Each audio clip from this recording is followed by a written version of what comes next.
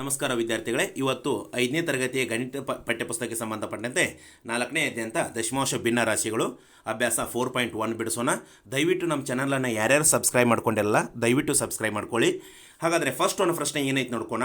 ಈ ಕೆಳಗಿನ ದಶಮಾಂಶಗಳನ್ನು ಓದಿ ಮತ್ತು ಪದಗಳಲ್ಲಿ ಬರೆಯಿರಿ ಅಂತೈತಿ. ಅದಕ್ಕೆ ಆನ್ಸರ ನೋಡೋಣ. ಎಷ್ಟು ಪ್ರಶ್ನೆಗಳದಾವಪ್ಪ ಅಂತಂದರೆ 4 ಪ್ರಶ್ನೆಗಳದಾವು. ಆ 4 ಪ್ರಶ್ನೆಗೆ ಉತ್ತರವನ್ನು ಬರೆಯೋಣ. ನೋಡಿ ಇಲ್ಲಿ ಏನಿದೆ ಅಂತಂದರೆ, 1ನೇ ಪ್ರಶ್ನೆ ನೋಡ್ಕೋಬೋದು. 0.5 ಇದೆ, ಅದನ್ನು ಪದಗಳಲ್ಲಿ ಬರೆಯಿರಿ ಅಂತ ಇದ್ದಾರೋ, ಸಂಖ್ಯೆ ಒಳಗೆ ಕೊಟ್ಟಾರೋ ಅದನ್ನು ಪದಗಳಲ್ಲಿ ಬರೆಯಿಂದಾರೋ 0.5 ಅಂತ ಬರೀಬೇಕು. ಆಮೇಲೆ 0.13 ಅಂತಿದೆ. ಇಲ್ಲಿ 0. ಏನಪ್ಪ ಅಂದರೆ 1.3 ಅಂತ ಬರ್ದಾನೆ. 2ನೇ ಕ್ವಶನ. ಇನ್ನು 3ನೇ ಪ್ರಶ್ನೆ ಏನೈತೆ ಅಂದರೆ 1.7 ಇದೆ, ಅದನ್ನು ಪದಗಳಲ್ಲಿ 1.7 ಅಂತ ಬರ್ದಾನೆ. 4ನೇ ಪ್ರಶ್ನೆ ಏನಪ್ಪ ಅಂದರೆ 5.21 ಅಂತಿದೆ, ಅದ 5.21 ಅಂತ ಬರ್ದಾನೆ. ದಶಮಾಂಶ ಪದಗಳಲ್ಲಿ ಬರೆಯುವಂಥ ರೀತಿ ಇದು. ಆಮೇಲೆ ಇದನ್ನು ಓದಬೇಕಂತಂದ್ರೂ ಏನಪ್ಪ ಅಂದರೆ 21 ಅಂತ ಓದಬಾರ್ದು, 5.21 ಅಂತಲೇ ಓದಬೇಕು. ಅರ್ಥ ಆಯ್ತಾ? ಹಾಗಾದರೆ ಇನ್ನು 2ನೇ ಪ್ರಶ್ನೆಯನ್ನು ನೋಡ್ಕೋಣ. 2ನೇ ಪ್ರಶ್ನೆ ಏನಿದೆ ಅಂಥೇಳಿ ಇಲ್ಲಿ ನೋಡ್ಬೋದು ನೀವು. 2ನೇ ಪ್ರಶ್ನೆ ಇಲ್ಲಿ ಮೇಲೆ ಸಂಖ್ಯೆಗಳು ಕೊಟ್ಟಿದ್ದು ಪದಗಳಲ್ಲಿ ಓದಿರಿ. ಇಲ್ಲಿ ಪದಗಳಲ್ಲಿ ಕೊಟ್ಟಾರೋ ಇದನ್ನು ಎದರೊಳಗೆ ಹೇಳ್ಬೇಕಂತಂದರೆ ಸಂಖ್ಯೆ ಒಳಗೆ ಹೇಳಬೇಕು ನೀವು. ಹೌದಾ? ಕೆಳಗೆ ಕೊಟ್ಟಿರುವುದನ್ನು ಸಂಖ್ಯೆಗಳಲ್ಲಿ ಬರೆಯಿರಿ ಅಂತಂದಾರೋ ಅದನ್ನು ಬರ್ದನಿ. ನೋಡೋಣ ಯಾವ ರೀತಿ ಇದೆ ಅಂತೇಳಿ ನೋಡ್ಕೋಬೋದು. ಇಲ್ಲಿ 2ನೇ ಪ್ರಶ್ನೆಗೆ 1ನೇ ಉತ್ತರ ಏನಿದೆ, 1ನೇ ಪ್ರಶ್ನೆಗೆ ಉತ್ತರ ಇಲ್ಲಿ ಕೆಳಗೆ ಬರ್ದೇನೆ. 0.12 ಅವರು ಪದಗಳಲ್ಲಿ ಬರ್ದಾರೋ. ನಾನು ಏನು ಮಾಡಿದ್ದೇನೆ ಅಂತಂದರೆ ದಶಮಾಂಶ ಸಂಖ್ಯೆಯೊಳಗೆ ಬರ್ದಾನೆ 0.12. ಇನ್ನು 2ನೇ ಪ್ರಶ್ನೆ 6.8 ಇದೆ, ಆ ಪದಗಳಲ್ಲಿ ಬರೆದದ್ದು. ಇನ್ನು ನಾವು ಸಂಖ್ಯೆ ಒಳಗೆ ಬರೆದದ್ದು 6.8 ಇದೆ. 10.5 10.5 ಅಂತ ಬರ್ದಾನೆ. 4ನೇ ಪ್ರಶ್ನೆ 4.02 ಅಂತಿದೆ, ಅದನ್ನು 4.02 ಅಂತ ಬರ್ದಾನೆ. ಇನ್ನು 5ನೇ ಪ್ರಶ್ನೆ ಏನೈತೆ ಅಂದರೆ 6.84 ಅಂತಿದೆ, 6.84 ಅಂತ ಬರ್ದಾನೆ.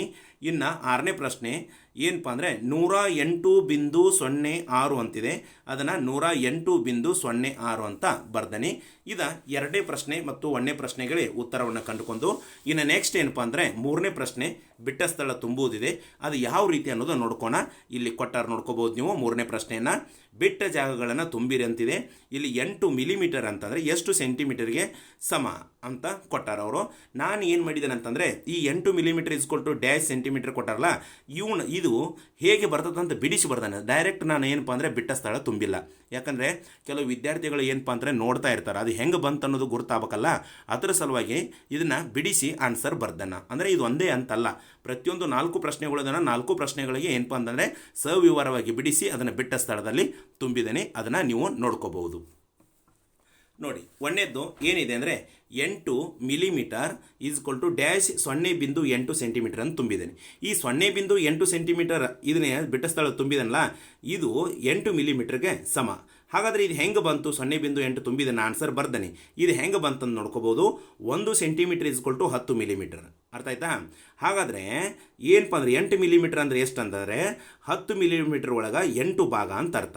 ಅದನ್ನು ದಶಮಾಂಶ ಸಂಖ್ಯೆಯೊಳಗೆ ಬರೆದಾಗ ಯಾವ ರೀತಿ ಬರುತ್ತೆ ಅಂದರೆ 0.8 ಸೆಂಟಿಮೀಟರ್ ಅಂತ ಬರುತ್ತೆ. ಹೌದಾ? 0.8 ಸೆಂಟಿಮೀಟರ್ ಅಂತ ಆನ್ಸರ್ ಬರುತ್ತೆ. ಅದರ ಸಲುವಾಗಿ ಏನಪ್ಪ ಅಂತಂದರೆ ಇದು ದಶಮಾಂಶ ಭಿನ್ನರಾಶಿ, ದಶಮಾಂಶ ಸಂಖ್ಯೆಗೆ ಪರಿವರ್ತನೆ ಮಾಡಿದಾಗ ಅದು ಏನಕ್ಕಂತಂದರೆ 0.8 ಸೆಂಟಿಮೀಟರ್ ಅಂತ ಬರುತ್ತೆ. ಯಾಕಂದರೆ ಇಲ್ಲಿ 8 ಇದ್ದಾಗ ನಾವು ಏನು ಮಾಡ್ಬೋದು, 8 ಬರಬೇಕು. ಬರೆದಾದ ಮೇಲೆ ಏನಪ್ಪ ಅಂದರೆ ಇದು ಪೂರ್ಣ ಸಂಖ್ಯೆ ಅಂತ 8 ಅಷ್ಟೇ ಬರೆದ್ರೆ ಅದ್ರ ಹಿಂಬಾಲಿ ಏನಪ್ಪ ಅಂದರೆ ಒಂದು 0 ಕೊಟ್ಟೋಗ್ಬೇಕು. 2 ಸ್ಥಾನ ಅದು. ಯಾಕಂದರೆ ಇಲ್ಲಿ 2 ಅಂಕೆ ಅದಾವು, 2 ಸ್ಥಾನಕ್ಕೈತಿ. ಹೌದಾ? ಹಾಗಾದರೆ ಇಲ್ಲಿ ದಶಾಂಶ ಅಷ್ಟೈತಿ. ಒಂದು ಅಂಕೆ ಆದಮೇಲೆ ಏನಪ್ಪ ಅಂದರೆ ಒಂದು ಬಿಂದು ಕೊಡಬೇಕು. ಅವಾಗ ಏನಪ್ಪ ಅಂದರೆ 0.8 ಸೆಂಟಿಮೀಟರ್ ಆಕತಿ. ಅದನ್ನೇ 0.8 ಸೆಂಟಿಮೀಟರ್ ಮೇಲೆ ಬರ್ದನಿ. ಅರ್ಥ ಆಯ್ತಾ? ಹಾಗಾದರೆ ನೆಕ್ಸ್ಟ್ ಏನಪ್ಪ ಅಂತಂದರೆ 75 ಮಿಲಿಮೀಟರ್ ಈಸ್ಕೊಲ್ಟು ಎಷ್ಟು ಸೆಂಟಿಮೀಟರ್ಗೆ ಸಮ ಅಂತ ಕೇಳಿದಾರೆ. ನಾ ಆನ್ಸರ್ ಏನು ಬರ್ದಾನೆ ಅಂದರೆ ಬರ್ದಾಗಿದೆ, ಅದರ 7.5 ಸೆಂಟಿಮೀಟರ್ ಅಂತೇಳಿ. ಹೌದಾ? ಇದನ್ನು 75/10 ಅಂತ ಹಚ್ಕೋತಾನೆ. ಯಾಕಂದರೆ 1 ಸೆಂಟಿಮೀಟರ್ ಅಂದರೆ 10 ಮಿಲಿಮೀಟರ್. ಅದನ್ನು ಛೇದದಲ್ಲಿ ಬರ್ಕೋಬೇಕು. ಹೌದಾ? ಅದನ್ನು ಛೇದದಲ್ಲಿ ಬರ್ಕೊಂಡನಿ. ಹಾಗಾದರೆ ಇದೇನಕ್ಕತ್ತಂದರೆ 75/10 ಆತಿ. ಇದನ್ನು ದಶಮಾಂಶ ಸಂಖ್ಯೆ ಒಳಗೆ ಬರೆದಾಗ ಏನಕ್ಕತ್ತಂದರೆ 7.5 ಆಕತಿ. ಯಾಕೆಂದರೆ ಇಲ್ಲಿ 1 0 ಐತಿ. ಏನಪ್ಪ ಅಂದರೆ ಒಂದು ಸ್ಥಾನ ಬಿಟ್ಟು ಏನಪ್ಪ ಅಂದರೆ ಒಂದು ಬಿಂದು ಕೊಡಬೇಕು. 2 0 ಇದ್ದರೆ 2 ಸ್ಥಾನ ಬಿಟ್ಟು ಬಿಂದು ಕೊಡಬೇಕು. 3 0 ಇದ್ದರೆ 3 ಸ್ಥಾನ ಬಿಟ್ಟು ಒಂದು ಬಿಂದು ಕೊಡಬೇಕು. 75 ಹೆಂಗೈತೆ ಹಂಗೆ ಬರ್ಕೊಂಡನಿ. ಅದಕ್ಕೆ ಏನಪ್ಪ ಅಂದರೆ ಒಂದು ಸ್ಥಾನ ಬಿಟ್ಟು ಏನು ಒಂದು ಬಿಂದು ಕೊಟ್ಟನಲ್ಲ, 7.5 ಸೆಂಟಿಮೀಟರ್ ಆತಿ. ಅದೇ 7.5 ಸೆಂಟಿಮೀಟರ್ ಏನಪ್ಪ ಅಂತಂದರೆ ಇಲ್ಲಿ ಮೇಲೆ ಬರ್ದನಿ ಬಿಟ್ಟ ಸ್ಥಳದೊಳಗೆ. 2ನೇ ಆನ್ಸರ್. ಇನ್ನು 3ನೇ ಕ್ವಶನನ್ನು ನೋಡ್ಕೋಬೋದು ನೀವು ಯಾವ ರೀತಿ ಇದೆ ಅಂತೇಳಿ. 8 centimetre 5 millimetre is equal to dash centimetre ಅಂತ ಕೇಳಿದ್ದಾರೆ. ಹೌದಾ? 8 centimetre 5 millimetre is equal to dash centimetre. ನೋಡ್ರಿ, ಇನ್ನೂ ಒಂದು ಹೇಳ್ತಾನೆ ನಿಮಗೆ. ಇಲ್ಲಿ ದೊಡ್ಡ ಮಾನದಿಂದ ಚಿಕ್ಕ ಆದರ್ಶಮಾನಕ್ಕೆ ಪರಿವರ್ತನೆ ಮಾಡ್ಬೇಕಂದ್ರೆ ಏನು ಮಾಡ್ಬೇಕಂದ್ರೆ ಭಾಗಿಸ್ಬೇಕು. ಅರ್ಥ ಆಯ್ತಾ? ಅದಕ್ಕೆ ಇಲ್ಲೆಲ್ಲ ಭಾಗಾಕಾರ ಮಾಡಿದ್ದೇನೆ. ದಶಮಾಂಶ ಭಿನ್ನರಾಶಿ ಒಳಗೆ ನಾವು ಭಾಗಾಕಾರ ಮಾಡ್ಕೊಂಡು ಏನಪ್ಪ ಅಂತಂದರೆ ಆನ್ಸರ ಇಟ್ಟವಲ್ಲಿ. ಅರ್ಥ ಆಯ್ತಾ? ಹಾಗಾದರೆ ಇಲ್ಲಿ ನೋಡ್ಕೋಬೋದು 8 ಸೆಂಟಿಮೀಟರ್ ಅಂತ, 8 ಸೆಂಟಿಮೀಟರ್ 5 ಮಿಲಿಮೀಟರ್ ಇದನ್ನು ಎದಕ್ಕೆ ಕನ್ವರ್ಟ್ ಮಾಡ್ಕೋಬೇಕಂದ್ರೆ ಮಿಲಿಮೀಟ್ರ್ ಕನ್ವರ್ಟ್ ಮಾಡ್ಕೋಬೇಕು. ಮಿಲಿಮೀಟ್ರ್ ಕನ್ವರ್ಟ್ ಮಾಡ್ಕೋಬೇಕಂತಂದರೆ ಇಲ್ಲಿ ಏನಪ್ಪ ಅಂದರೆ ಸೆಂಟಿಮೀಟ್ರನ್ನ ಇಲ್ಲಿ ಬರ್ಕೊಂಡನ 1 ಸೆಂಟಿಮೀಟರ್ ಇಸ್ಕೊಲ್ ಟು 10 ಮಿಲಿಮೀಟರ್ ಆಯ್ತು. 8 ಸೆಂಟಿಮೀಟರ್ ಅಂದರೆ ಎಷ್ಟು ಮಿಲಿಮೀಟ್ರಾ? ಹೌದಾ?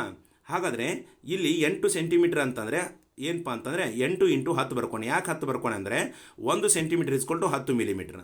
ಹಾಗಾದರೆ 8 10 ಎಷ್ಟಪ್ಪ ಅಂದರೆ 80 ಮಿಲಿಮೀಟ್ರ್ ಆಯ್ತು. ಪ್ಲಸ್ ಏನು ಮಾಡ್ಕೋಬೇಕಂದ್ರೆ ಮೇಲೆ 5 ಮಿಲಿಮೀಟ್ರ್ ಐತಲ್ಲ ಅದನ್ನು ಕೂಡಿಸ್ಕೋಬೇಕು. ಹಾಗಾದರೆ ಅದನ್ನು ಕೂಡಿಸ್ಕೊಂಡಾಗ ಏನಾಯ್ಕತ್ತ ಅಂತಂದರೆ 85 ಮಿಲಿಮೀಟ್ರ್ ಆಯ್ತು. ಹಾಗಾದರೆ 85 ಮಿಲಿಮೀಟ್ರ್ ನೀವು ಎದಕ್ಕೆ ಪರಿವರ್ತನೆ ಮಾಡ್ಬೇಕಂದ್ರೆ ದೊಡ್ಡ ಆದರ್ಶಮಾನ ಅಂದರೆ ಸೆಂಟಿಮೀಟ್ರಿಗೆ ಪರಿವರ್ತನೆ ಮಾಡ್ಬೇಕು. ಅಂದರೆ ಇದನ್ನು ತಿಳ್ಕೊಬೋದು. ಆಗಲೇ ನಾವು ಒಂದು ಸ್ವಲ್ಪ ತಪ್ಪಾಯಿತು. ಸೆಂಟಿಮೀಟ್ರಿಂದ ಮೀಟ್ರಿಗೆ ಪರಿವರ್ತನೆ ಮಾಡಬೇಕು ಅಂದರೆ ಗುಣಾಕಾರ ಮಾಡಬೇಕು. ಆಮೇಲೆ ಅಂದರೆ ದೊಡ್ಡ ಆದರ್ಶಮಾನದಿಂದ ಚಿಕ್ಕ ಆದರ್ಶಮಾನಕ್ಕೆ ಪರಿವರ್ತನೆ ಮಾಡ್ಬೇಕಂದ್ರೆ ಗುಣಾಕಾರ ಮಾಡಬೇಕು. ಚಿಕ್ಕ ಆದರ್ಶಮಾನದಿಂದ ದೊಡ್ಡ ಆದರ್ಶಮಾನಕ್ಕೆ ಪರಿವರ್ತನೆ ಮಾಡ್ಬೇಕಂದ್ರೆ ಭಾಗಾಕಾರ ಮಾಡಬೇಕು. ಅಂದರೆ ಇಲ್ಲಿ ಏನಪ್ಪ ಅಂದರೆ ಸೆಂಟಿಮೀಟ್ರನ್ನ ಮಿಲಿಮೀಟ್ರಿಗೆ ಪರಿವರ್ತನೆ ಮಾಡುವಾಗ ಗುಣಾಕಾರ ಮಾಡಿದ್ದೀನಿ. ಓಕೆ? ಹಾಗಾದರೆ ಇಲ್ಲಿ 85 ಮಿಲಿಮೀಟ್ರ್ ಐತಿ. ಇದನ್ನು ಎದಕ್ಕೆ ಕನ್ವರ್ಟ್ ಮಾಡಬೇಕು? ನೀವು ಸೆಂಟಿಮೀಟರ್ ಅಂತ ಕೊಟ್ಟಾರ ಲಾಸ್ಟ್ ಅವರು, ಅದಕ್ಕೆ ಆನ್ಸರ್ ತಂದಿಡಬೇಕು. ಹಾಗಾದರೆ ಚಿಕ್ಕ ಆದರ್ಶಮಾನದ ಮಿಲಿಮೀಟರ್ ಅನ್ನೋದು, ಸೆಂಟಿಮೀಟರ್ ಅಂದರೆ ದೊಡ್ಡ ಆದರ್ಶಮಾನ, ಅದಕ್ಕೆ ಪರಿವರ್ತನೆ ಮಾಡೋಕಂದ್ರೆ ಭಾಗಿಸ್ಬೇಕು. ಎಷ್ಟರಲ್ಲೇ ಭಾಗಿಸ್ಬೇಕು? 10ರಲ್ಲೇ ಭಾಗಿಸ್ಬೇಕು. 10ರಲ್ಲೇ ಭಾಗಿಸ್ತಾ ಏನಕ್ಕತ್ತಪ್ಪ ಅಂದರೆ 8.5 ಸೆಂಟಿಮೀಟರ್ ಅಂತ ಆನ್ಸರ್ ಬರುತ್ತೆ. ಹೌದಾ? ಅಂದರೆ ಇಲ್ಲಿ ದಶಾಂಶ ಐತಿ, 2 ಸ್ಥಾನ 85 ಅಂತಿದೆ. ಇದೇ 85 ಇಟ್ಕೊಂಡಾಗ ಏನಪ್ಪ ಅಂದ್ರೆ 1 0 ಐತಿ. ಅಂದರೆ 1 ಅಂಕಿ ಬಿಟ್ಟ 1 ಬಿಂದು ಕೊಡಬೇಕು, ದಶಮಾಂಶ ಬಿಂದು. ಅವಾಗ ಏನಪ್ಪ ಅಂದರೆ 8.5 ಸೆಂಟಿಮೀಟ್ರ್ ಆಕತಿ. ಅದನ್ನೇ ಏನಪ್ಪ ಅಂದರೆ 8.5 ಸೆಂಟಿಮೀಟ್ರ್ ಇಲ್ಲಿ ಬರ್ದೇನೆ. ಅರ್ಥ ಆಯ್ತು ಮಕ್ಕಳೇ? ಇನ್ನು ನೆಕ್ಸ್ಟ್ 4ನೇ ಪ್ರಶ್ನೆಯನ್ನು ನೋಡ್ಕೋಬೋದು ನೀವು ಯಾವ ರೀತಿ ಇದೆ ಅಂತೇಳಿ. 425 ಮಿಲಿಮೀಟರ್ ಅಂದರೆ ಎಷ್ಟು ಸೆಂಟಿಮೀಟ್ರ್ ಅಂತ ಕೇಳಿದಾರೆ. 1 ಸೆಂಟಿಮೀಟ್ರ್ ಅಂದ್ರೆ 10 ಮಿಲಿಮೀಟ್ರ್. ಅದು ಏನೈತಲ್ಲ ಅದನ್ನು ಮೊದಲು ಛೇದದಲ್ಲಿ ಹಾಕೋಬೇಕು. ಹೌದಾ? ಇಲ್ಲಿ ಛೇದದಲ್ಲಿ 10 ಅಂತ ಬರ್ಕೊಂಡನಿ. ಈ 425 ಮಿಲಿಮೀಟ್ರ್ ಏನಪ್ಪ ಅಂದರೆ ಅಂಶದಲ್ಲಿ ಬರ್ಕೊಂಡನಿ. ಇದನ್ನು ಏನಪ್ಪ ಅಂದರೆ ದಶಮಾಂಶ ಸಂಖ್ಯೆ ಒಳಗೆ ನೀವು ಬರ್ಕೋಬೇಕು. ಇದು ದಶಮಾಂಶ ಭಿನ್ನರಾಶಿ ಒಳಗಿದೆ. ದಶಮಾಂಶ ಭಿನ್ನರಾಶಿ 10 100 1000 ಹಿಂಗೇನು ಬರ್ತದಲ್ಲ ಅವು ದಶಮಾಂಶ ಭಿನ್ನರಾಶಿಗಳು. ಹಾಗಾದರೆ ಇಲ್ಲಿ ಛೇದದೊಳಗೆ 10 ಇದೆ, ಅಂಶದೊಳಗೆ 425. ಈ ದಶಮಾಂಶ ಸಂಖ್ಯೆ ಒಳಗೆ ಬರೆದಾಗ ಅಥವಾ ಭಾಗಿಸಿದಾಗ ಏನಕ್ಕತ್ತಪ್ಪ ಅಂತಂದರೆ 42.5 ಸೆಂಟಿಮೀಟ್ರ್ ಅಂತ ಬರುತ್ತೆ. ಯಾಕೆ ಬರುತ್ತೆ ಅಂದರೆ ಇಲ್ಲಿ 3 ಅಂಕಿ ಅದಾವು, ಇಲ್ಲಿ 1 0 ಐತಿ. 1 ಅಂಕಿ ಬಿಟ್ಟ 1 ದಶಮಾಂಶ ಬಿಂದುವನ್ನು ಕೊಡಬೇಕು. 1 0 ಇದ್ರೆ 2 0 ಇದ್ರೆ 2 ಅಂಕಿ ಬಿಟ್ಟು ಕೊಡಬೇಕಂತ ಹೇಳ್ಕೊಂತ ಬಂದ ಮೊದಲಿಂದ. ಹಾಗಾದರೆ ಎಷ್ಟಾಯ್ತು? 42.5 ಸೆಂಟಿಮೀಟ್ರ್ ಅಂತ ಬಂತು. ಹಾಗಾದರೆ ಇಲ್ಲಿ ಏನಪ್ಪ ಅಂದರೆ ಚಿಕ್ಕ ಆದರ್ಶಮಾನದಿಂದ ದೊಡ್ಡ ಆದರ್ಶಮಾನಕ್ಕೆ ಪರಿವರ್ತನೆ ಮಾಡಬೇಕಂತಂದರೆ ಅಂದರೆ ಮಿಲಿಮೀಟ್ರಿಂದ ಸೆಂಟಿಮೀಟ್ರಿಗೆ ಪರಿವರ್ತನೆ ಭಾಗಿಸ್ಬೇಕಂತ ಏನು ಅದೇ ರೀತಿ ಭಾಗಿಸೈತಿಲ್ಲಿ. ಹಾಗಾದರೆ 42.5 ಸೆಂಟಿಮೀಟ್ರ್ ಅಂತ ಬಂತು. ಅದೇ 42.5 ಸೆಂಟಿಮೀಟ್ರ್ ಅಂತ ಇಲ್ಲಿ ಆನ್ಸರ್ ಬಂದೈತಿ. ಹಾಗಾದರೆ ಈ ನೆಕ್ಸ್ಟ್ ಏನಪ್ಪ ಅಂದರೆ 4th 1 ಪ್ರಶ್ನೆಯನ್ನು ನೋಡ್ಕೋಬೋದು ಏನಿದೆ ಅಂತೇಳಿ. 4th 1 ಪ್ರಶ್ನೆಯನ್ನು ನೋಡಿರಿ. ಬಿಟ್ಟ ಜಾಗವನ್ನು ತುಂಬಿರಿ.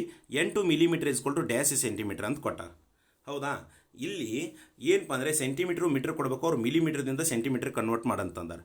ಹಾಗಾದರೆ ನಾವು ಏನು ಮಾಡ್ತೀವಿ ಇಲ್ಲಿ ಮಿಲಿಮೀಟ್ರ್ ಇಸ್ಕೊಲ್ ಟು ಏನಪ್ಪ ಅಂದರೆ ಎಷ್ಟು ಸೆಂಟಿಮೀಟ್ರಿಗೆ ಸಮ ಅಂತಂದಾರೋ. ಹಾಗಾದರೆ 1 ಸೆಂಟಿಮೀಟ್ರ್ ಅಂದರೆ 10 ಮಿಲಿಮೀಟರ್.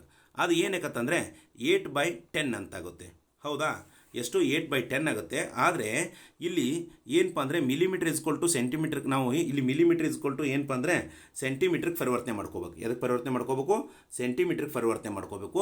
ಇಲ್ಲಿ ಸೆಂಟಿಮೀಟ್ರಿಗೆ ಪರಿವರ್ತನೆ ಮಾಡಿದಾಗ ಏನಕ್ಕಂತಂದರೆ ಇಲ್ಲಿ ಏನಕ್ಕಂತ ನೋಡ್ಕೋಬೋದು ನೀವು. 8 ಮಿಲಿಮೀಟ್ರ್ ನಾವು ಸೆಂಟಿಮೀಟ್ರಿಗೆ ಪರಿವರ್ತನೆ ಮಾಡ್ಕೊಂಡ್ರೆ 8/10 ಆಗುತ್ತೆ. ಅದು ದಶಮಾಂಶ ಒಳಗೆ ಬರಿ ಅಂತಂದರೆ 0.8 ಸೆಂಟಿಮೀಟ್ರ್ ಅಂತ ಬರುತ್ತೆ.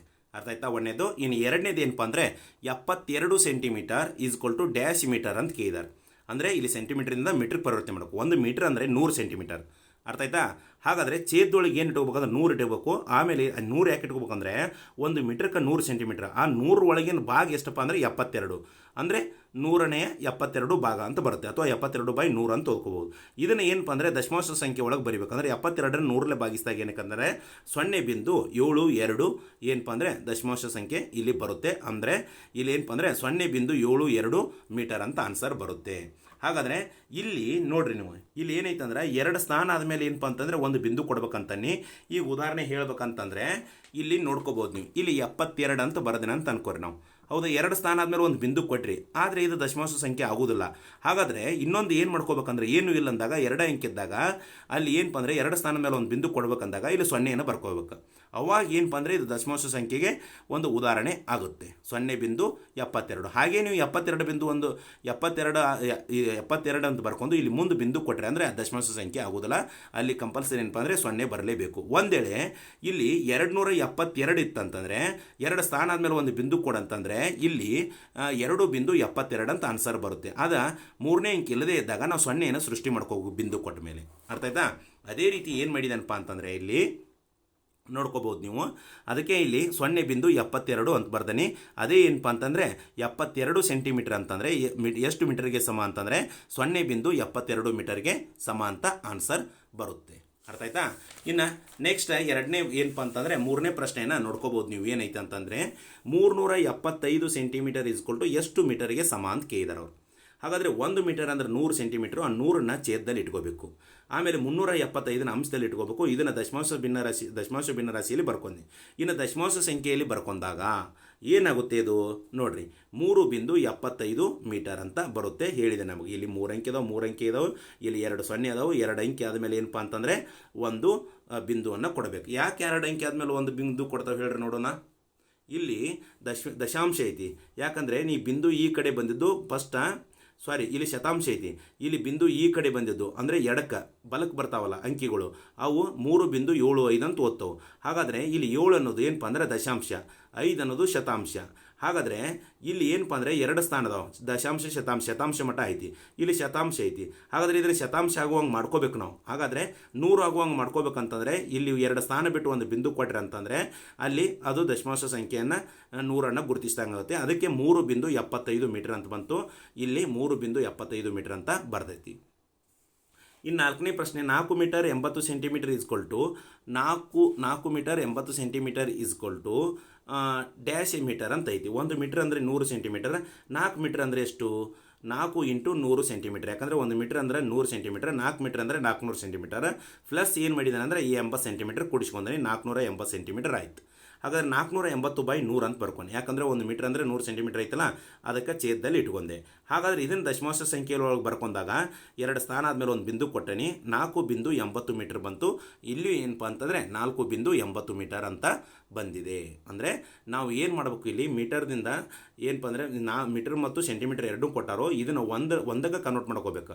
ಈ ಮೀಟರ್ ಇದ್ದದ ಸೆಂಟಿಮೀಟರ್ಗೆ ಗುಣಾಕಾರದ ಮುಖಾಂತರ ಕನ್ವರ್ಟ್ ಮಾಡ್ಕೊಂಡು ಆಮೇಲೆ ಭಾಗಾಕಾರ ಮುಖಾಂತರ ಏನಪ್ಪ ಅಂದರೆ ಸೆಂಟಿಮೀಟ್ರನ್ನು ಬಂದು ಆನ್ಸರ್ ಸೆಂಟಿಮೀಟರ್ದಾಗ ಬಂದಿರ್ತಲ್ಲ ಅದನ್ನು ಛೇದದಲ್ಲಿ 100 ಬರ್ಕೊಂಡು ಅದನ್ನು ಎದಕ್ಕೆ ಕನ್ವರ್ಟ್ ಮಾಡ್ಕೋಬೇಕಂದ್ರೆ ಮೀಟರ್ ಕನ್ವರ್ಟ್ ಮಾಡ್ಕೋಬೇಕು. ಅವಾಗ ದಶಮಾಂಶ ಸಂಖ್ಯೆ ಒಳಗೆ ಬರೆದಾಗ 4.80 ಮೀಟರ್ ಬಂತು. ಅದೇ ಇಲ್ಲಿ ಏನಪ್ಪ ಅಂದರೆ ಡ್ಯಾಶ್ ತುಂಬಿದಲ್ಲಿ 4.80 ಮೀಟರನ್ನು ತುಂಬಿದೆ. ಅರ್ಥ ಆಯ್ತು ಮಕ್ಕಳೇ? ಇನ್ನು ನೆಕ್ಸ್ಟ್ ಕ್ವಶನ್ ಏನಪ್ಪ ಅಂತಂದರೆ 5ನೇ ಪ್ರಶ್ನೆಯನ್ನು ನೋಡ್ಕೋಬೋದು. 15 ಮೀಟರ್ 6 ಸೆಂಟಿಮೀಟರ್ ಅಂದರೆ ಡ್ಯಾಶ್ ಮೀಟರ್ ಅಂತ ಕೊಟ್ಟಾರೋ ಅದನ್ನು ಬಿಡಿಸೋಣ. 1 ಮೀಟರ್ ಅಂತಂದರೆ 100 ಸೆಂಟಿಮೀಟರ್, 15 ಮೀಟರ್ ಅಂತಂದರೆ 15 × 100 ಸೆಂಟಿಮೀಟರ್ = 1500 ಸೆಂಟಿಮೀಟರ್ ಪ್ಲಸ್ ಇಲ್ಲಿ ಮೇಲಿಂದ ಏನಪ್ಪ ಅಂದರೆ 6 ಸೆಂಟಿಮೀಟರ್. ಎರಡು ಕೂಡಿಸಿದಾಗ ಏನೈತೆ ಅಂದರೆ 1506 ಸೆಂಟಿಮೀಟರ್ ಅಂತ ಬಂತು ಬೈ 100. ಯಾಕಂದರೆ 1 ಮೀಟರ್ ಏನಪ್ಪ ಅಂದರೆ 100 ಸೆಂಟಿಮೀಟರ್. ಅದನ್ನು ಛೇದದಲ್ಲಿ ಇಟ್ಕೊಂಡೀನಿ. ಇದನ್ನು ದಶಮಾಂಶ ಸಂಖ್ಯೆ ಒಳಗೆ ಬರ್ಕೊಂಡಾಗ 15.06 ಮೀಟರ್ ಅಂತ ಬಂತು. ಅದನ್ನೇ ಏನಪ್ಪ ಅಂದರೆ ಇಲ್ಲಿ ಮೇಲೆ ಬರ್ಕೊಂಡೀನಿ 15.06 ಮೀಟರ್. ಅಂದರೆ 15 ಮೀಟರ್ 6 ಸೆಂಟಿಮೀಟರ್ = ಅಂದರೆ ಎದಕ್ಕೆ ಸಮ ಅಂದರೆ 15.06 ಮೀಟರ್ಗೆ ಸಮ ಅಂತ ಅರ್ಥ ಬರುತ್ತೆ. ಇನ್ನು 5ನೇ ಪ್ರಶ್ನೆಯನ್ನು ಗಮನಿಸ್ಬೋದು ನೀವು. ಏನೈತೆ ನೋಡ್ರಿ, ದಶಮಾಂಶ ಭಿನ್ನ ರಾಶಿಗಳಲ್ಲಿ ಬರೆಯಿರಿ ಅಂತಂದರೆ ಇಲ್ಲಿ 75 ಪೈಸೆನ ರೂಪಾಯಿ ಕನ್ವರ್ಟ್ ಮಾಡ್ಬೋದು. 10 ರೂಪಾಯಿ ಮತ್ತು 25 ಪೈಸೆಗಳು ಅಂತಾರಲ್ಲ, ಈ ರೂಪಾಯಿನ ಏನು ಮಾಡಬೇಕು ಅಂದರೆ ಪೈಸೆ ಕನ್ವರ್ಟ್ ಮಾಡಿ ಈ ಪೈಸೆ ಜೊತೆಗೆ ಕೂಡಿಸಿ ದಶಮಾಂಶ ಭಿನ್ನ ರಾಶಿ ಒಳಗೆ ಬರೋದು. ದಶಮಾಂಶ ಸಂಖ್ಯೆ ಒಳಗೆ ಬರೆದಾಗ ಅವಾಗ ಏನಪ್ಪ ಅಂದರೆ ರೂಪಾಯಿ ಕನ್ವರ್ಟ್ ಆಗುತ್ತೆ. ಈ 875 ಪೈಸೆಗಳನ್ನ ರೂಪಾಯಿ ಕನ್ವರ್ಟ್ ಮಾಡಬೇಕು. 782 ರೂಪಾಯಿನ ಪೈಸೆ ಕನ್ವರ್ಟ್ ಮಾಡಿ ಈ ಪೈಸೆ ಜೊತೆಗೆ 10 ಪೈಸೆ ಜೊತೆಗೆ ಕೂಡಿಸಿ ದಶಮಾಂಶ ಸಂಖ್ಯೆ ಒಳಗೆ ದಶಮಾಂಶ ಭಿನ್ನ ರಾಶಿ ಒಳಗೆ ಬರೋದು. ದಶಮಾಂಶ ಸಂಖ್ಯೆ ಒಳಗೆ ಬರ್ಕೊಂಡಾಗ ಆಮೇಲೆ ರೂಪಾಯಿ ಕನ್ವರ್ಟ್ ಆಗುತ್ತೆ. 2050 ಪೈಸೆಗಳನ್ನು ನಾವು ಏನು ಮಾಡ್ಕೋಬೇಕಂತಂದರೆ ದಶಮಾಂಶ ಭಿನ್ನ ರಾಶಿ ಒಳಗೆ ಬರ್ಕೊಂಡು ಏನಪ್ಪ ಅಂದರೆ ರೂಪಾಯಿ ಕನ್ವರ್ಟ್ ಮಾಡ್ಕೋಬೇಕು. ಆಮೇಲೆ ದಶಮಾಂಶ ಸಂಖ್ಯೆ ಒಳಗೆ ಬರೆದ ಮೇಲೆ ಅದು ರೂಪಾಯಿ ಕನ್ವರ್ಟ್ ಆಗಿರುತ್ತೆ. ಓಕೆ, ಹಾಗಾದರೆ ಇಲ್ಲಿ 1 ರಿಂದ 5 ಪ್ರಶ್ನೆಗಳಿಗೆ ಏನಪ್ಪ ಅಂತಂದರೆ ಉತ್ತರವನ್ನು ನೋಡೋಣ ಯಾವ ರೀತಿ ಇದೆ ಅಂತೇಳಿ. ನಾವು ಇಲ್ಲಿ 1ನೇದನ್ನು ನೋಡ್ಕೊಂಡು ಯಾವ ರೀತಿ ಇದೆ ನೋಡ್ಕೋಬೋದು.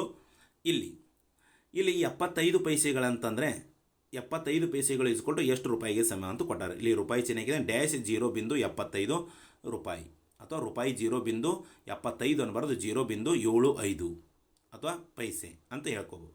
ಹಾಗಾದರೆ ರೂಪಾಯಿ 1 = 100 ಪೈಸೆ ಆತಿ. ಹಾಗಾದರೆ 75 ಪೈಸೆ ಅಂದರೆ 100 ಒಳಗಿಂದ 75 ಭಾಗ ಅಂತಂದ. 100 ಒಟ್ಟು ಭಾಗ 5 ಭಾಗ 75. ಹೌದಾ? 75/100 ಅಥವಾ 100ನೇ 75 ಭಾಗ ಅಂತ ಹೇಳ್ಬೋದು. ಇದನ್ನು ದಶಮಾಂಶ ಸಂಖ್ಯೆ ಒಳಗೆ ಬರೆದಾಗ ಅಥವಾ ಇದನ್ನು 75 100ಲೆ ಭಾಗಿಸಿದಾಗ ಏನಾಗುತ್ತೆ ಅಂದರೆ 0.75 ಅಂತ ಬರುತ್ತೆ. ಅದನ್ನೇ ರೂಪಾಯಿ 0.75 ಪೈಸೆ ಅಥವಾ ರೂಪಾಯಿ 0.75 ಅಂತ ಓದ್ಕೋಬೋದು. ಇದು ಏನಪ್ಪ ಅಂತಂದರೆ 1ನೇ ಪ್ರಶ್ನೆಗೆ ಉತ್ತರ. ಇನ್ನು 2ನೇ ಪ್ರಶ್ನೆಗೆ ನೋಡೋಣ ಏನಿದೆ. 10 ರೂಪಾಯಿಗಳು ಮತ್ತು 25 ಪೈಸೆಗಳು ರೂಪಾಯಿ ಡ್ಯಾಶ್ಗೆ ಸಮ ಅಂತ ಇದೆ. ಹೌದಾ? ಮೊದಲು ಈ ರೂಪಾಯಿ 10 ರೂಪಾಯಿನ ನಾವು ಪೈಸೆಗೆ ಕನ್ವರ್ಟ್ ಮಾಡ್ಕೊಂಡು ಅಂದರೆ ರೂಪಾಯಿ 1 = 100 ಪೈಸೆ. 10 ರೂಪಾಯಿ ಅಂತಂದರೆ = 10 × 100 ಪೈಸೆ. ಅಂದರೆ ಈ ಪೈಸೆಗೆ ಗುಣಾಕಾರ ಮಾಡ್ಕೋಬೇಕು ನಾವು. ಅಂದರೆ ಇಲ್ಲಿ ಗುಣಾಕಾರ ಮಾಡ್ಕೊಂಡಾಗ 10 × 100 ಏನಾಕತ್ತಂದರೆ 1000 ಆಕತಿ. ಆ 1000 ಪೈಸೆಗೆ ಪ್ಲಸ್ ಈ ಮೇಲೆ ಏನಿದೆಯಲ್ಲ 25 ಪೈಸೆ ಕೂಡಿಸ್ಕೋಬೇಕು. 1025 ಪೈಸೆ ಆತಿ. ಈ 1025 ಪೈಸೆ ದಶಮಾಂಶ ಭಿನ್ನರಾಶಿ ಒಳಗೆ ಬರ್ಕೊಂಡಾಗ 1025/100 ಅಂತ ಬಂತು. ಇಲ್ಲಿ ಯಾಕೆ 100 ಬಂತಂದರೆ 1 ರೂಪಾಯಿ = 100 ಪೈಸೆ ಇದೆ. ಹೌದಾ? ಹಾಗಾದರೆ ಇದನ್ನು ದಶಮಾಂಶ ಸಂಖ್ಯೆ ಒಳಗೆ ಬರ್ಕೊಂಡಾಗ ಏನಾಕತಿ ರೂಪಾಯಿ 10.25 ಪೈಸೆ ಆಗುತ್ತೆ. ಅಂದರೆ ಇಲ್ಲಿ 2 0 ಅದಾವು, 2 ಅಂಕಿ ಆದಮೇಲೆ 1 ದಶಮಾಂಶ ಬಿಂದು ಕೊಟ್ಟಣಿ, ಅದಕ್ಕೆ ರೂಪಾಯಿ 10.25 ಪೈಸೆ ಅಂತ ಬರುತ್ತೆ ಅಥವಾ 10.25 ಪೈಸೆ ಅಂತ ಓದಬೇಕು. ಹಾಗಾದರೆ ಇಲ್ಲಿ ಆನ್ಸರ್ ಏನು ಬರುತ್ತೆ ಅಂದರೆ 10.25 ಅಂತ ಆನ್ಸರ್ ಬರುತ್ತೆ. ಅರ್ಥ ಆಯ್ತು ಮಕ್ಕಳೇ? ಇನ್ನು ಥರ್ಡ್ ಒನ್ ಕ್ವಶನ ನೋಡೋಣ ಏನಿದೆ ಅಂತೇಳಿ. ನೋಡ್ಕೋಬೋದು ನೀವು. 870 ಪೈಸೆಗಳು ರೂಪಾಯಿ = 8.70 ರೂಪಾಯಿ 8.70 ಅಂತ ಬರ್ತಾನೆ. ಈ 870 ಪೈಸೆ ಅಂಶದಲ್ಲಿ ಇಟ್ಕೋಬೇಕು. ಛೇದದಲ್ಲಿ ಏನಪ್ಪ ಅಂದರೆ ರೂಪಾಯಿ 1 = 100 ಪೈಸೆ ಐತಲ್ಲ, ಅದರ ಸಲುವಾಗಿ ಆ 100ನ್ನು ಏನು ಮಾಡಿದಾನೆ ಅಂತಂದರೆ ಈ ಛೇದದಲ್ಲಿ ಇಟ್ಕೊಂಡಾನೆ. ಹಾಗಾದರೆ ದಶಮಾಂಶ ಸಂಖ್ಯೆಯೊಳಗೆ ಕನ್ವರ್ಟ್ ಮಾಡಿದಾಗ ಏನಾಗುತ್ತೆ ಅಂತಂದರೆ 8.70 ಅಂತ ಬರುತ್ತೆ, 70 ಅಂತ ಬರುತ್ತೆ. ಹೌದಾ? ಅದೇ ಏನಪ್ಪ ಅಂದರೆ ಇಲ್ಲಿ ಮೇಲೆ ಬರ್ಕೊಂಡಾನೆ ರೂಪಾಯಿ 8 ಏನಪ್ಪ ಅಂದರೆ 70 ಅಥವಾ 70 ಪೈಸೆ ಅಂತ ಹೇಳ್ಬೋದು. ಹಾಗಾದರೆ ಇನ್ನು ನೆಕ್ಸ್ಟ್ ಕ್ವಶನನ್ನು ನೋಡ್ಕೋಬೋದು ನೀವು. ಯಾವ ರೀತಿ ಇದೆ ಅಂತಂದರೆ 782 ರೂಪಾಯಿ ಮತ್ತು 10 ಪೈಸೆ ಅಂತಿದೆ. ಹೌದಾ? ಈ 782 ರೂಪಾಯಿನ ಏನು ಮಾಡ್ಕೋಬೇಕು ನೀವು? ಈ 782 ರೂಪಾಯಿನ ಪೈಸೆ ಕನ್ವರ್ಟ್ ಮಾಡ್ಕೋಬೇಕು. ಅಂದರೆ ಅದಕ್ಕೆ ಏನಪ್ಪ ಅಂದರೆ ಪರಿವರ್ತನೆ ಮಾಡ್ಕೋಬೇಕು ಪೈಸೆಗೆ. ಹಾಗಾದರೆ ರೂಪಾಯಿ 1 ಅಂದರೆ 100 ಪೈಸೆ ಬಂತು. ಇನ್ನು ರೂಪಾಯಿ 782ನ ಪೈಸೆ ಕನ್ವರ್ಟ್ ಮಾಡ್ಕೋಬೇಕಂದ್ರೆ ರೂಪಾಯಿ 1 = 100 ಪೈಸೆ ಐತಲ್ಲ, ಅದ್ರ ಜೊತೆ ಗುಣಾಕಾರ ಮಾಡ್ಕೋಬೇಕು. ಆವಾಗ ಅದು ಪೈಸೆ ಕನ್ವರ್ಟ್ ಆಕತಿ. ಹಾಗಾದರೆ ಇಲ್ಲಿ 782 × 100 ಪೈಸೆ ಏನಪ್ಪ ಅಂದರೆ ಗುಣಿಸಿದಾಗ ಏನಾಗುತ್ತೆ ನೋಡ್ಕೋಬೋದು. 78,200 ಪೈಸೆ ಆಯ್ತು. ಪ್ಲಸ್ 10 ಪೈಸೆ ಕುಡಿಸ್ಕೋಬೇಕು. ಇಲ್ಲಿ ಮೇಲಿದೆ ನೋಡ್ರಿ, ಆ 10 ಪೈಸೆ ಕುಡಿಸ್ಕೋಬೇಕು. ಹಾಗಾದರೆ 78,210 ಪೈಸೆ ಆತಿ. ಅದನ್ನು ಅಂಶದಲ್ಲಿ ಇಟ್ಕೋಬೇಕು, ಛೇದದಲ್ಲಿ 100 ಇಟ್ಕೋಬೇಕು. ಯಾಕಂದರೆ ರೂಪಾಯಿ 1 = 100 ಪೈಸೆ ಅಂತಿದೆ. ಇಲ್ಲಿ 2 0 ಐತಿ, 2 ಸ್ಥಾನ ಆದಮೇಲೆ ಏನಪ್ಪ ಅಂದರೆ 1 ಬಿಂದು ಕೊಡಬೇಕು. ಇಲ್ಲಿ 782.10 ಆಕತಿ. ಇಲ್ಲಿ ನೋಡ್ಕೋಬೋದು ಬರ್ದಾನೆ ರೂಪಾಯಿ 782.10 ಅಥವಾ 10 ಅಂತ ಓದ್ಕೋಬೋದು. ಅದನ್ನೇ ಏನಪ್ಪ ಅಂದರೆ ರೂಪಾಯಿ 782.10 ಪೈಸೆ ಅಂತ ಹೇಳ್ಕೋಬೋದು. ಇದು 4ನೇ ಪ್ರಶ್ನೆಗೆ ಉತ್ತರವನ್ನು ಕಂಡುಕೊಂಡು ಇನ್ನು 5ನೇ ಪ್ರಶ್ನೆ ಏನೈತಂತ ನೋಡ್ಕೋಬೋದು. ಏನಿದೆ 5ನೇ ಪ್ರಶ್ನೆ? 2050 ಪೈಸೆಗಳು. ಇಲ್ಲಿ ರೂಪಾಯಿ ಇಲ್ಲ, ಡೈರೆಕ್ಟ್ ಪೈಸೆಗಳಲ್ಲಿ ಕೊಟ್ಟಾರ. ಅದಕ್ಕೆ ಪೈಸೆಗಳಲ್ಲಿ ಕೊಟ್ಟಿದ್ದಕ್ಕೆ ನಾ ಏನು ಮಾಡ್ತಾನಪ್ಪ ಅಂತಂದರೆ ಅಂಶದಲ್ಲಿ ಡೈರೆಕ್ಟ್ 2050 ಪೈಸೆ ಎತ್ಕೊಂಡ್ರೆ ಛೇದದಲ್ಲಿ 100 ಹಚ್ಕೋತಾನೆ. ಛೇದದಲ್ಲಿ ಯಾಕೆ ಬರ್ತದೆ ಅಂದ್ರೆ 100, ರೂಪಾಯಿ 1 = 100 ಪೈಸೆ ಅಂತಿದೆ. ಒಂದು ವೇಳೆ ರೂಪಾಯಿ 1 = 200 ಪೈಸೆ ಇದ್ದರೂ ಅದನ್ನೇ ಛೇದದಲ್ಲಿ ಬರಬೇಕು. ರೂಪಾಯಿ 1 = 500 ಪೈಸೆ ಇದ್ದರೆ ಅದನ್ನೇ ಛೇದದಲ್ಲಿ ಬರಬೇಕು. ಆದರೆ ಹಂಗಾಗಂಗಿಲ್ಲ. ಯಾಕಂದರೆ 1 ರೂಪಾಯಿ ಅಂದರೆ ನಮ್ಮ ಭಾರತ ದೇಶದಲ್ಲಿ 100 ಪೈಸೆಗಳಂತ ಅರ್ಥ. ಹೌದಾ?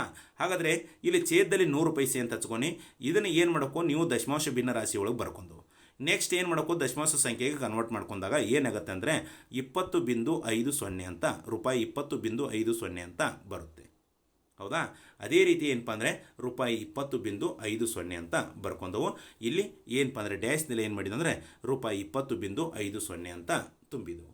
ನೋಡಿರಿ, ಇದು ಏನಪ್ಪ ಅಂತಂದರೆ ನಾವು ಎಲ್ಲಿಂದ ಬಿಡಿಸಿದ್ವು ಹಾಗಾದರೆ ಇದನ್ನು ಅಭ್ಯಾಸ 4.1ರಿಂದ ಸುಮಾರು ಎಷ್ಟು ಪ್ರಶ್ನೆಗಳನ್ನು ಬಿಡಿಸಿದಪ್ಪ ಅಂತಂದರೆ ಎಷ್ಟು ಪ್ರಶ್ನೆಗಳನ್ನು ಬಿಡಿಸಿದು? ಸುಮಾರು 5 ಪ್ರಶ್ನೆಗಳನ್ನು ಬಿಡಿಸಿದು. ಮತ್ತು ಅದರೊಳಗೆ ಉಪ ಪ್ರಶ್ನೆಗಳು ಸಹ ಇದ್ದು. ನೋಡಿರಿ, ನಿಮಗೆ ಏನು ಹೇಳಿದನಪ್ಪ ಅಂತಂದರೆ ನಾನು ಇಲ್ಲಿ ಲೆಕ್ಕ ಮಾಡುವಾಗ ಡೈರೆಕ್ಟಾಗಿ 8 ಸೆಂಟಿಮೀಟ್ರ್ 5 ಮಿಲಿಮೀಟ್ರ್ ಅಂತಂದರೆ ನಾನು ದಶಮಾಂಶ ಸಂಖ್ಯೆ ಒಳಗೆ ಬರ್ಕೊಂಡು ದಶಮಾಂಶ ಭಿನ್ನರಾಶಿ ಒಳಗೆ ಬರ್ಕೊಂಡು ಸಂಖ್ಯೆ ಒಳಗೆ ಡೈರೆಕ್ಟಾಗಿ ಇಟ್ಟಿಲ್ಲ. ಯಾಕಂದರೆ ಒಬ್ಬೊಬ್ಬರು ಡೈರೆಕ್ಟಾಗಿ ಹೇಗೆ ಇಡ್ತಾರೆ ಹಾಗೆ ಇಡಕ್ಕೆ ಹೋಗಿಲ್ಲ. ಮಕ್ಕಳಿಗೆಲ್ಲ ಅರ್ಥ ಆಗಬೇಕು ಅನ್ನೋ ಸಲುವಾಗಿ ನಾನು ಏನು ಮಾಡಿದ್ದೇನೆಂದರೆ ಈ ಬಿಟ್ಟ ಸ್ಥಳ ಡೈರೆಕ್ಟ್ ತುಂಬು ಬದಲಿ ಇದು ಹೆಂಗೆ ಬಂತು ಅನ್ನೋದು ಏನಪ್ಪ ಅಂತಂದರೆ ಇದು ಹೆಂಗೆ ಬಂತಂದು ಪ್ರತಿಯೊಂದು ರೂಪಾಯಿನ ಸೆಂಟಿಮೀಟ್ರನ್ನ ಮಿಲಿಮೀಟ್ರ್ ಕನ್ವರ್ಟ್ ಮಾಡ್ಕೊಂಡು ಮಿಲಿಮೀಟ್ರನ್ನ ದಶಮಾಂಶ ಸಂಖ್ಯೆ ಒಳಗೆ ಬಿಟ್ಕೊಂಡು ಆಮೇಲೆ ಏನಪ್ಪ ಅಂತಂದರೆ ದಶಮಾಂಶ ಭಿನ್ನರಾಶಿ ಒಳಗೆ ಇಟ್ಕೊಂಡು ದಶಮಾಂಶ ಭಿನ್ನರಾಶಿಯಿಂದ ದಶಮಾಂಶ ಸಂಖ್ಯೆಗೆ ಮೀಟ್ರ್ ಕನ್ವರ್ಟ್ ಮಾಡಿ ಈ ರೀತಿ ಎಲ್ಲ ಏನಪ್ಪ ಸೆಂಟಿಮೀಟ್ರ್ ಕನ್ವರ್ಟ್ ಮಾಡಿ ಈ ರೀತಿ ಎಲ್ಲ ಲೆಕ್ಕ ಮಾಡೈತಿ. ಅದೇ ರೀತಿ ಏನಪ್ಪ ಅಂತಂದರೆ ನೀವು ನೋಡ್ಕೋಬೋದು. ಮತ್ತೆ ಹೇಳ್ಬೇಕಂತಂದರೆ ಇಲ್ಲಿ ಏನಪ್ಪ ಅಂದರೆ ರೂಪಾಯಿದ ಸಹ ಮಾಡೈತಿ. ಏನಪ್ಪ ಅಂದರೆ ಇಲ್ಲಿ ಉದಾಹರಣೆ ನೋಡ್ಕೋಬೋದು. 10 ರೂಪಾಯಿ ಮತ್ತು 25 ಪೈಸೆಗಳಿದೆ. ಈ ರೂಪಾಯಿನ ಏನಪ್ಪ ಅಂದರೆ ಪೈಸೆ ಕನ್ವರ್ಟ್ ಮಾಡ್ಕೊಂಡು ಪೈಸೆ ಕೂಡಿಸಿದು ಆಮೇಲೆ ದಶಮಾಂಶ ಏನಪ್ಪ ಅಂದರೆ ಭಿನ್ನರಾಶಿ ಒಳಗೆ ಇಟ್ಕೊಂಡು ಆಮೇಲೆ ದಶಮಾಂಶ ಸಂಖ್ಯೆ ಸಹ ಕನ್ವರ್ಟ್ ಮಾಡಿದ್ದು. ಅಂದರೆ ಇಲ್ಲಿ ಪ್ರತಿಯೊಂದು ನಿಮ್ಮನ್ನು ಒಂದು ಬಿಟ್ಟ ಸ್ಥಳ ತುಂಬಬೇಕಂತಂದ್ರೂ ಡೈರೆಕ್ಟಾಗಿ ಯಾವುದನ್ನೂ ಆನ್ಸರ್ ಮಾಡಿಲ್ಲ ನಾನು. ಪ್ರತಿಯೊಂದು ಏನಪ್ಪ ಅಂದರೆ ಒಂದು 4 ರಿಂದ 5 ಲೈನ್ ಹೇಗೆ ಬಂತು ಅದನ್ನು ಹೇಗೆ ಇಡಬೇಕು ಅನ್ನೋದು ಸಹ ಇಲ್ಲಿ ನಿಮ್ಗೆ ಸವಿವರವಾಗಿ ತಿಳಿಸ್ಕೊತ ಹೋಗಿದ್ದೀನಿ. ಇಷ್ಟ ಆದರೆ ದಯವಿಟ್ಟು ಇದನ್ನು ಮತ್ತೆ ಮಗದೊಮ್ಮೆ ಹೇಳ್ತೀನಿ. ಏನಪ್ಪ ಅಂದರೆ ಚಾನಲನ್ನು ಸಬ್ಸ್ಕ್ರೈಬ್ ಮಾಡ್ಕೊಳ್ಳಿ. ಆಮೇಲೆ ಏನಾರು ಕಮೆಂಟ್ಸ್ ಮಾಡೋದಿದ್ರೆ ಏನಾರು ಸಮಸ್ಯೆ ಇದ್ದರೆ ಕಮೆಂಟ್ಸ್ ಮಾಡಿ. ಯಾರಿಗೂ ಇಲ್ಲಿ ಒತ್ತಾಯವಿಲ್ಲ ಸಬ್ಸ್ಕ್ರೈಬ್ ಮಾಡ್ಕೊಳ್ಳಿ ಅಂಥೇಳಿ. ಇಷ್ಟ ಆದರೆ ಮಾತ್ರ ಮಾಡಿ. ಇವತ್ತಿಗೆ ಅಭ್ಯಾಸ 4.1 ದಶಮಾಂಶ ಭಿನ್ನರಾಶಿಗಳ ಅಭ್ಯಾಸ ಮುಗಿತಿ. ನೆಕ್ಸ್ಟ್ ಒಂದು ಅವಧಿ ಒಳಗೆ ಏನು ಮಾಡೋಣ ಅಭ್ಯಾಸ 4.2 ದಶಮಾಂಶ ಭಿನ್ನರಾಶಿಗಳ ಅಧ್ಯಯನದ ಬಗ್ಗೆ ನೋಡೋಣ. ಇಲ್ಲಿಗೆ ಇವತ್ತಿಗೆ ಮುಕ್ತಾಯ ಮಾಡೋಣ. ಎಲ್ಲ ವಿದ್ಯಾರ್ಥಿಗಳಿಗೂ ಧನ್ಯವಾದಗಳು.